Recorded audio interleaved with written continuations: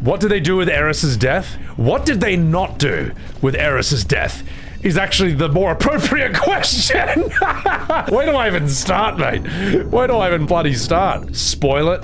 You really want me to spoil what happens with Aeris's death in FF7 Remake, in Rebirth? Okay, well, first of all, Cloud shows up and she's surrounded by a billion fake ghosts, like a billion fucking whispers. Then Sephiroth comes down out of the sky and Cloud parries the attack. He blocks the sword move. Then the party shows up and Cloud's holding Aeris in his arms and she's alive and she's dead. No, wait, she's dead. And Cloud's like, oh no, I'm sad. And then Aeris's hand touches his cheek. She's like, don't worry, I'm alive, uwu. Cloud's like, whoa, we're having children. Then you fight Genova, and then Cloud gets sucked into a parallel universe where Zack from Crisis Core shows up. Zack was also living in a parallel universe earlier in Rebirth. Then Cloud and Zack team up and they do a double Hadouken against Sephiroth. They do a cross slash like in Rurouni Kenshin. And Sephiroth says, Lamau, thanks to that. And then he tells Zack to fuck off to another dimension. In that dimension, Zack fights a giant Sephiroth head that's floating on the edge of a giant church in space.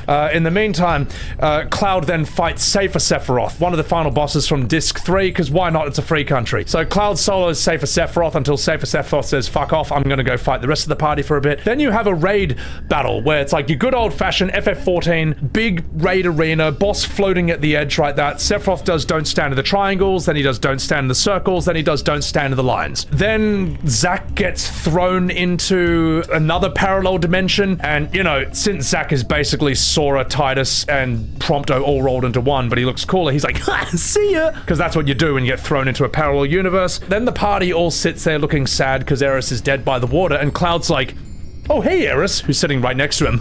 Glad you're not dead. She's like, don't worry, Cloud, I'm alive, uwu. Zack sits in a church in a parallel universe, is like, well, that was crazy. And then they are sitting around the high wind while, oh no, the tiny Bronco, which Sid is fixing up, humming.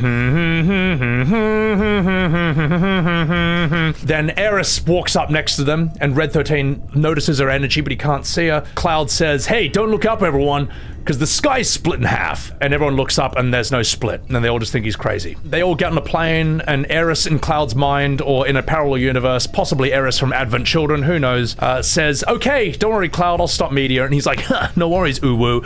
And then he gets on the plane, they fly away. Basically what happens at the end of Disc 1 in the original FF7. Yeah, I would say that's roughly 95% the same. I would say that was exactly what you should have expected from a remake of FF7. That's what happens, all right? That's what happens.